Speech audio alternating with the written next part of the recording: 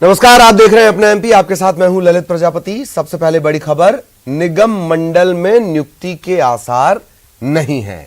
Cabinet की बैठक में सीएम शिवराज ने संकेत दिए हैं। सीएम ने यह कहा कि निगम मंडल को संबंधित विभाग के मंत्री ही संभालेंगे। आपको बता दें कि अब तक अधिकारी ही निगम मंडलों के कामकाज देखा करते थे। एक फैसला हमने किया कि निगम और मंडल उनको प्रशासनिक दृष्टि से अधिकारी देख रहे थे। हमने फैसला किया कि मंत्री देखेंगे, मंत्री को उसका प्रभार होगा। अब आपको ढंग से देखना है, वो भी एक महत्वपूर्ण काम है। और मैं स्पष्ट रूप से मानता हूं कि ये सारे काम पॉलिटिकल लीडरशिप को ही करना चाहिए, अफसरों को नहीं करना चाहिए। और इसलिए फैसला किया है, आप जिस मंत्री के पास जो निगम और मंडल है उसके काम को भी ढंग से देखें।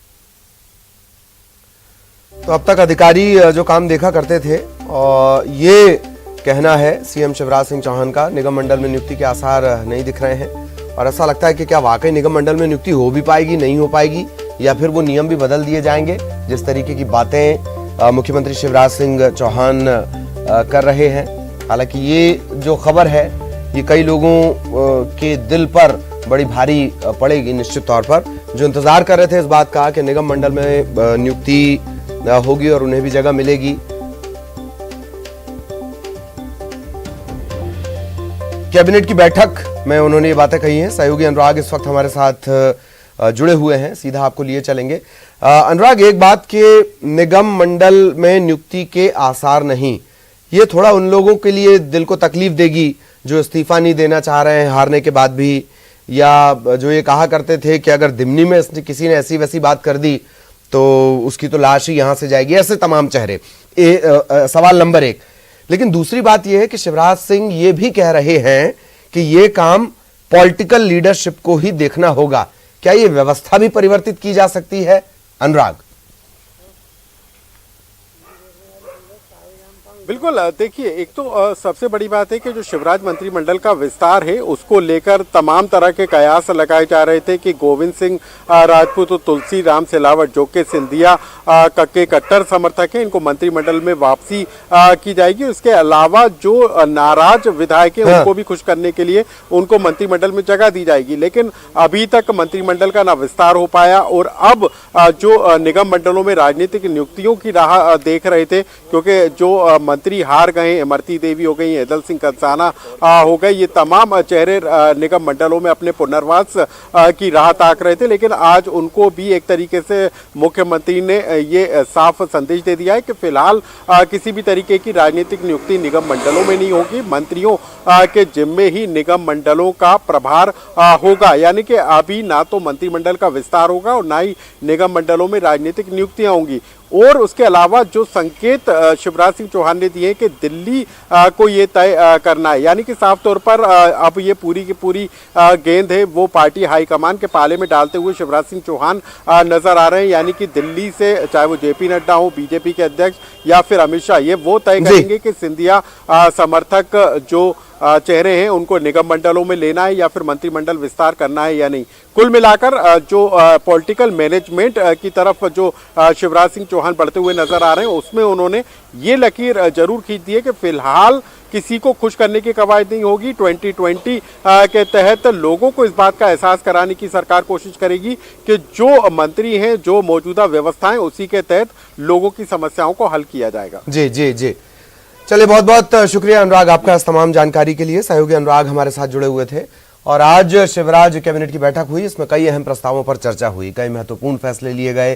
कैबिनेट बैठक की जानकारी देते हुए मंत्री नरोत्तम मिश्रा ने बताया कि सीएम ने मंत्रियों को जनता तक नए कृषि कानून पहुंचाने के निर्देश दिए हैं। मंत्रियों को अपने अपने जिलों में प्रेस कॉन्फ्रेंस कर लोगों को नए कृषि कानून के फायदे बताने के लिए कहा गया। इसके अलावा इंदौर को एक बड़ी उपलब्धि हासिल हुई है। देश के 6 शहरों में लाइटिंग हाउसिंग प्रोजेक्ट के तहत इसका चयन हुआ है।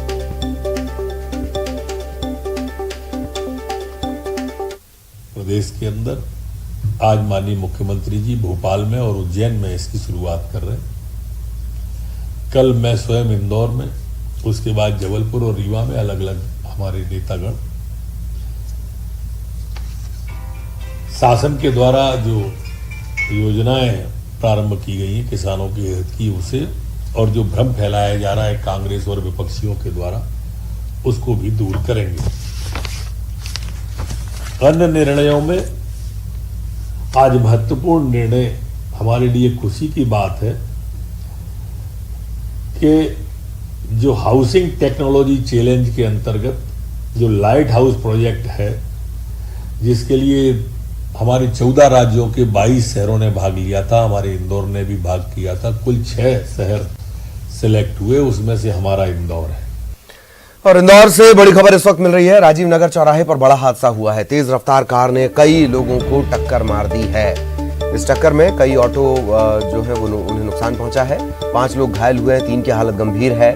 बताया जा रहा है, अब तक जो जानकारी मिली उसके मुताबिक एक युवती ये गाड़ी चला रही थी। उस गाड़ी की तस्वीर भी इस वक्त आप देख रहे हैं। विकास हमारे साथ जुड़े हुए हैं। विकास, पूरी जानकारी।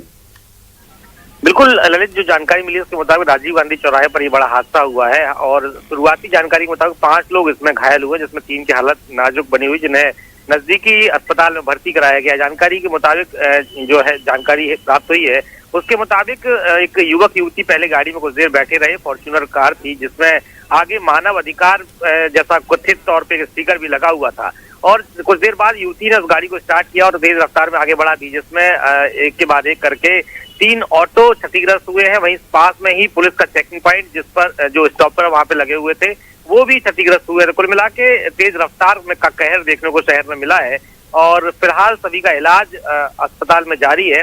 वहीं पुलिस पूरे मामले में जांच की बात कह रही है। ललित, चलिए, बहुत बहुत शुक्रिया विकास इस तमाम जानकारी के लिए।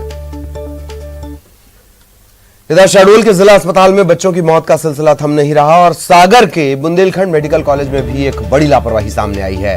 यहां के एसएनसीयू में एडमिट 17 नवजातों की जान जाते जाते बची।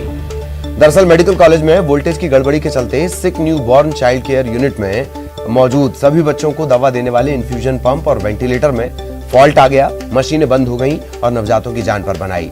नर्सिंग स्टाफ और डॉक्टर्स ने आनन फानन में 17 नवजातों को जिला अस्पताल के एसएनसीयू में शिफ्ट किया।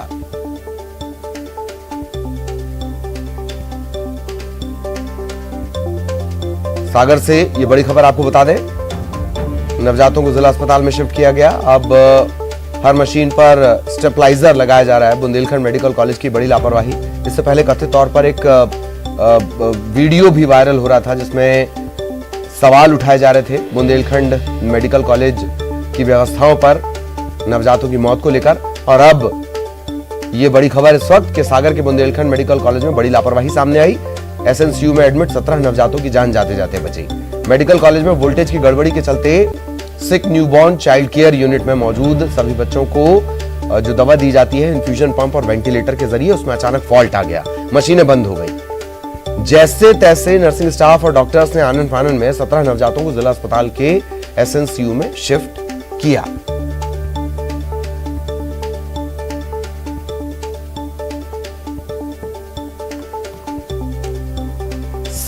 शहडोल का घटनाक्रम अभी लगातार जहां पर बच्चों की मौत का सिलसिला सामने आ रहा है। हालांकि सरकारी तौर पर क्लीन चिट डॉक्टर्स को दे दी गई और उसी जगह पर जो सर्जन, सिविल सर्जन और सीएमएचओ हैं उन पर कार्रवाई की गई। इन सब के बीच फिर सवाल खड़े हो रहे हैं बुंदेलखंड मेडिकल कॉलेज में। सागर के बुंदेलखंड मेडिकल कॉलेज और सहयोगी रचित दुबे इस वक्त हमारे साथ जुड़े हुए हैं, सीधा आपको लिए चलेंगे। रचित, क्या कुछ अब तक समझ में आया है वोल्टेज की गड़बड़ी के चलते मशीनों का खराब होना, और क्या कुछ कह रहे हैं जो अधिकारी हैं वो?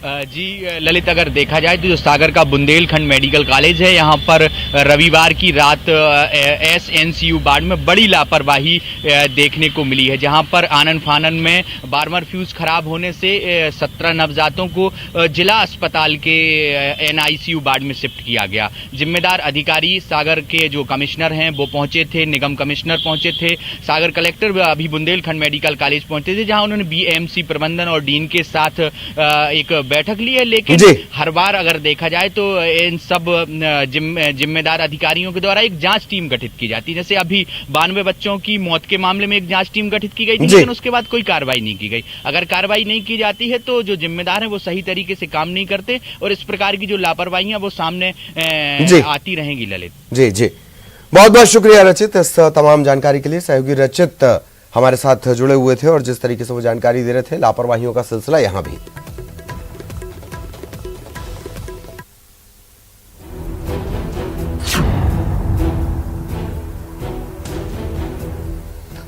तो एमपी में आज हो रहा है किसान सम्मेलन। सीधी तस्वीरें आपको दिखाएंगे भेल के दशहरा मैदान की, जहां इस वक्त इस सम्मेलन की पूरी तैयारी हो चुकी है। भोपाल और नर्मदापुरम के किसान इसमें शामिल होंगे और प्रभुराम चौधरी आपको नजर आ रहे होंगे। प्रभुराम चौधरी यहां पहुंचे हुए हैं।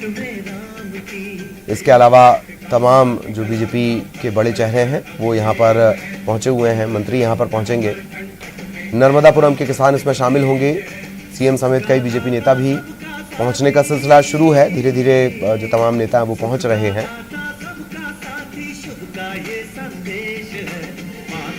मध्य प्रदेश गान, कमल पटेल कृषि मंत्री, उनके महकमे से जुड़ा हुआ ये बड़ा आयोजन। रामेश्वर शर्मा आपको नजर आ रहे होंगे। सीएम शिवराज सिंह चौहान भी पहुंच चुके हैं। किसान सम्मेलन भोपाल के दशहरा मैदान से ये सीधी तस्वीरें इस वक्त आप देख रहे हैं।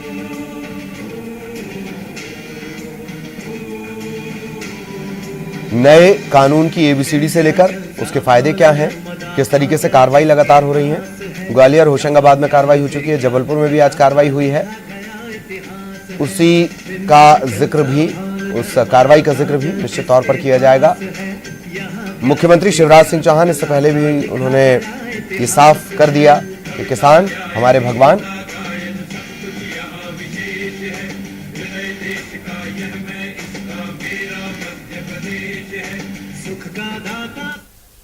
तो किसान सम्मेलन पर लगातार नजर बनी हुई है, लेकिन इस वक्त बीजापुर, छत्तीसगढ़ के बीजापुर से बड़ी खबर आपको बता दें।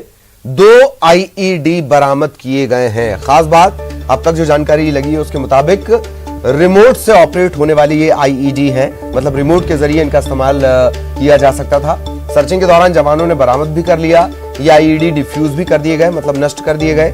जवानों को निशाना बनाने के इरादे से ये आईईडी यहां प्लांट किए गए थे। बीजापुर के गंगालूर थाना इलाके का ये पूरा मामला है और इन्हें डिफ्यूज भी कर दिया गया है।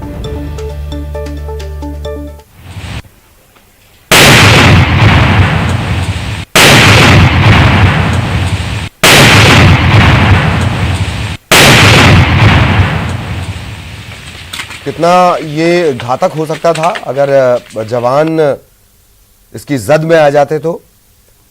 जवानों को नुकसान पहुंचाने के इरादे से ही लगाए गए थे। अब तक जो जानकारी मिल रही है उसके मुताबिक रिमोट सेंसर के जरिए, रिमोट की जो कार्यप्रणाली वो सेंसर के जरिए काम करती है।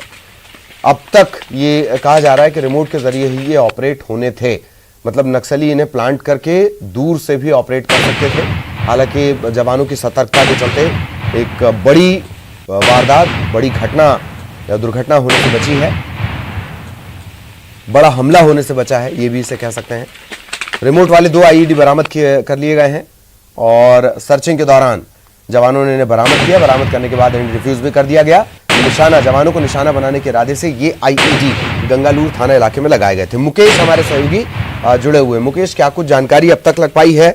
और एक बात और, रिमोट से ये काम करने वाले आईईडी बताए जा रहे हैं, अगर ये वाकई सही है तो ये नक्सल, एंटी नक्सल अभियान के लिहाज से बड़ी खबर है। मुकेश, हाँ, निश्चित तौर पर ललित, आपने सही कहा कि ये बड़ी खबर है। आपको बता दूं कि माओवादी अक्सर जो है जवानों को नुकसान पहुंचाने के लिए आईडी का जो इस्तेमाल करते हैं, ये बेहद सशक्त हथियार है इनका मुठभेड़ के मुकाबले। मुठभेड़ में जो है कईयों दफे जवान माफ कीजिएगा माओवादियों को भी नुकसान होता है, लेकिन जब ये आईडी विस्फोट करते हैं यहाँ किसी भी तरह का जो है माओवादियों को नुकसान नहीं होता और जवान आसानी से इसके जद में आ जाते हैं। माओवादी आमतौर पर 2-3 तरह के आईडी का इस्तेमाल करते हैं, जिसमें प्रेशर आईडी हो गया, कमांड आईडी हो गया। कमांड आईडी के ही श्रेणी में जो है ये रिमोट सिस्टम का आईडी आता है, जिसे बहुत दूर से करीब 15-20 मीटर की दूरी पर जंगल में चिपकर जो है कमांड किया जाता है, कंट्रोल किया जाता है। तो ये जो आईडी रिकवर किया गया है, ये रिमोट सिस्टम आईडी रहा है। ये गंगालूर थाना क्षेत्र के बुर्जी के इलाके में सड़क निर्माण कार्य चल रहा है। सड़क निर्माण के लिए जब सुबह मजदूर और कर्मचारी निकलते हैं और जो वाहन हैं वो निकलते हैं, उनकी सुरक्षा के लिए जो है जवान निकलते हैं। तो जवानों को निशाना पहुंचाने के उद्देश्य से माओवादियों ने इस आईडी को प्लांट किया था, मगर जवानों की सतर्कता और सूझबूझ के चलते जो है 5-5 किलो के वजनी ये दोनों आईडी जो है वो रिकवर कर लिए गए और उसी जगह पर जो है ब्लास्ट कर दोनों आईडी को जो है निष्क्रिय कर दिया गया है। जी ललित जी, कितने जवानों की ये टीम रही होगी? हालांकि आप बता रहे हैं कि जो ग्रामीण है वो भी साथ में होते हैं, मतलब जो कर्मचारी हैं सड़क निर्माण में लगे हुए, लेकिन तकरीबन कितनी जवानों की संख्या रही होगी इस पलटन में? हाँ जी, देखिए ललित, आपको बताना चाहूंगा कि जब भी सड़क निर्माण में लगे मजदूर या फिर वाहनों की सुरक्षा पे जब जवान निकलते हैं तो करीब 50 से 60 की संख्या में ये जवान निकलते हैं। जैसा कि पुलिस के द्वारा हमें ये जानकारी मिली है कि डीआरजी, सीएएफ और जिला बल के जवान जो है ये सड़क सुरक्षा पर निकले हुए थे गंगालूर थाना क्षेत्र से। इसके अलावा बुर्जी में जो कैंप स्थित है यहाँ से ये जवान निकले हुए थे और फिर इसी दौरान जो है ये आईडी माओवादियों का लगाया गया, उसे रिकवर कर लिया गया। जी जी जी, चलिए बहुत बहुत शुक्रिया मुकेश आपका इस तमाम जानकारी के लिए। एक बार फिर वो विस्फोट की आवाज हम आपको सुनवाते हैं, इससे आप अंदाजा लगा सकते हैं कि कितनी बड़ी ये कामयाबी है।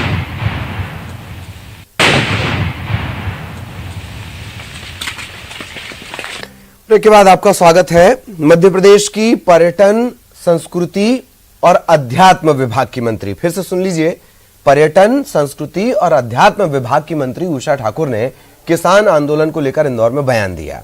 उनकी माने तो पंजाब और हरियाणा में उच्च कोटि के दलाल सुनियोजित तरीके से किसान आंदोलन को चला रहे हैं। इसमें वामपंथी सोच और टुकड़े टुकड़े गैंग समाहित हो गए हैं। उनकी माने तो किसानों के हालात का फायदा उठाने की कोशिश हो रही है। ये गैंग कभी कामयाब नहीं होगी। उषा ठाकुर की माने तो कृषि कानून पर भ्रम को दूर करने के लिए बीजेपी जन जागरूकता अभियान चला रही है। हर किसान तक इसकी जानकारी पहुंचाना जिम्मेदारी है। ये बड़े अचरज की बात है कि अगर इसमें उच्च कोटि के दलाल शामिल हैं, वामपंथी सोच वाले शामिल हैं, टुकड़े टुकड़े गैंग वाले शामिल हैं, तो केंद्र सरकार इतनी तरजीह इन लोगों को दे क्यों रही है? बार बार वार्ता के दौर चल क्यों रहे हैं? पूरे देश में नहीं, कहीं कुछ मिला के पंजाब, हरियाणा, और वहां भी जो मैं तो सोचती हूँ कि जो उच्च कोटि के जो दलाल हैं, जिनकी अरबों खरबों की आमदनी इस व्यवस्थाओं के कारण थी, वो ही सुनियोजित तरीके से षड्यंत्र और आंदोलन को प्रेरित कर रहे हैं और आगे बढ़ा रहे हैं। और ज्यादा दिन तक सच्चाई इस देश में छुप नहीं सकती। हमने विकटतम आंदोलनों को भी ठंडा होते हुए देखा है और ये झूठ का षड्यंत्र भी ज्यादा दिन नहीं चला पाएंगे। इधर जबलपुर में नए कृषि कानून के तहत कार्रवाई हुई है। धान के भुगतान में देरी पर जुर्माना लगाया गया। एक निजी कंपनी पर एसडीएम ने 25,000 का जुर्माना लगाया है। आरोप यह है कि कंपनी ने किसानों से 3400 बोरी धान खरीदा, लेकिन तय समय पर भुगतान नहीं किया। आपको बता दें कि प्रदेश में नए किसान कानून के तहत कार्रवाई का यह तीसरा मामला। इससे पहले ग्वालियर और होशंगाबाद में कार्रवाई हो चुकी है।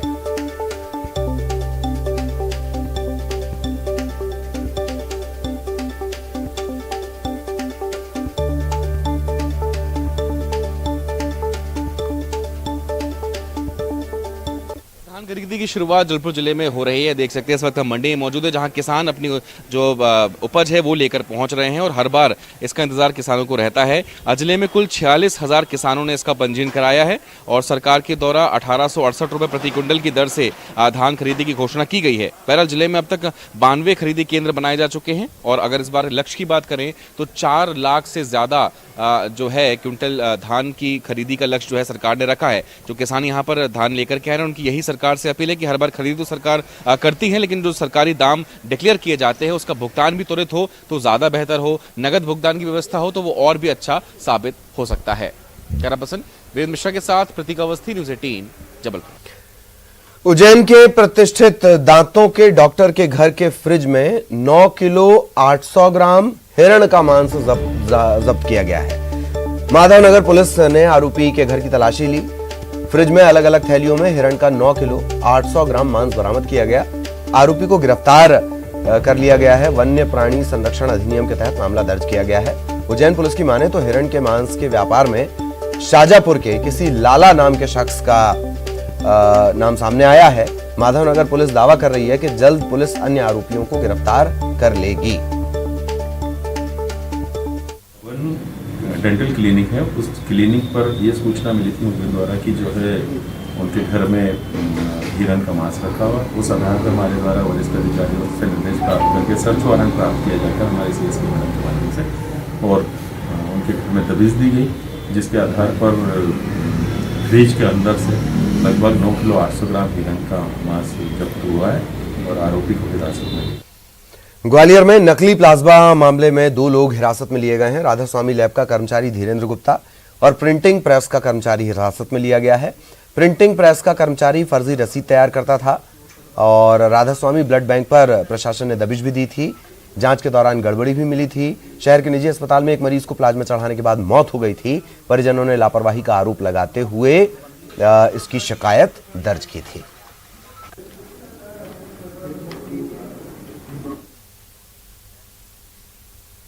भोपाल में सड़क किनारे गरीब लोग जीवन बसर कर रहे हैं। सर्दी में इनकी मुश्किलात और बढ़ गई हैं। इन लोगों को रैन बसेरों में शिफ्ट किए जाने की जरूरत है। राजधानी भोपाल में 3 रैन बसेरे होने के बावजूद लोग फुटपाथों पर अपनी रात गुजर बसर कर रहे हैं और किस तरह से छोटे मासूम और बच्चों के साथ यहाँ पर फुटपाथ किनारे इस तरह से छोटी छोटी घर बनाकर रह रहे हैं। तो मजबूरी इनकी यह है कि इनके पास रहने को घर नहीं है। ये लोग कामकाज के लिए भोपाल शहर में आते हैं और इस तरह से फुटपाथ किनारे रहते हैं। अगर बात की जाए तो नगर निगम की ये जिम्मेदारी बनती है कि इन्हें रैन बसेरों में शिफ्ट किया जाए। और क्योंकि अगर बात की जाए तो भोपाल कमिश्नर ने रैन बसेरों का देर रात दौरा भी किया और अफसरों को निर्देश भी दिया कि कोई भी सड़क किनारे ना रहे, उन्हें रैन बसेरों की व्यवस्था कराई जाए। मगर प्रशासन है कि अभी भी सुध नहीं ले पा रहा है। लोग अपने ठंड से बचने के लिए खुद व्यवस्था कर रहे हैं और इस तरह से आग जलाकर हाथ सेक कर अपने ठंड को दूर कर रहे हैं। क्या नगर निगम ने कोई मदद की आपकी? आग यहाँ कोई भी मदद नहीं करते। गरीब को क्या मदद कर रहे हैं? 40 साल हो गया ऐसे पड़े रहते। विकलांग एक बच्चा है मेरा, उनका तक तो सहारा सर नहीं है। आप यहाँ क्या मजदूरी करने क्या कर रहे हैं? मजदूरी मिल जाता है चले जाते, नहीं तो मांगते खाते हैं यही मंदिर पे। कई रैन बसेरों में रहने के लिए नहीं बोला आपको? कोई नहीं, भगा देते, नहीं रहने देते हैं। अच्छा, हाँ, अलाव की व्यवस्था करी नगर निगम ने? कुछ नहीं है सर। ये लोग हैं जो फुटपाथ किनारे रहने को मजबूर हैं, दिन भर मजदूरी करते हैं और उसके बाद इन्हीं कच्चे घरों में आकर अपनी रात गुजारते हैं। छोटे छोटे मासूमों के साथ ये इस तरह ठीक रैन बसेरे के 100 मीटर की दूरी पर इस तरह से रह रहे हैं। तो कह सकते हैं प्रशासन को इनकी ओर सुध लेना चाहिए और इनके लिए कोई व्यवस्था करना चाहिए, क्योंकि राजधानी भोपाल में इस समय कड़ाके की ठंड का दौर चल रहा है। मगर निगम प्रशासन ने बिल्कुल बेरुखी अपनाई हुई है। कैमरा पर्सन अजित अवर के साथ जितेंद्र शर्मा, न्यूज़ 18 भोपाल।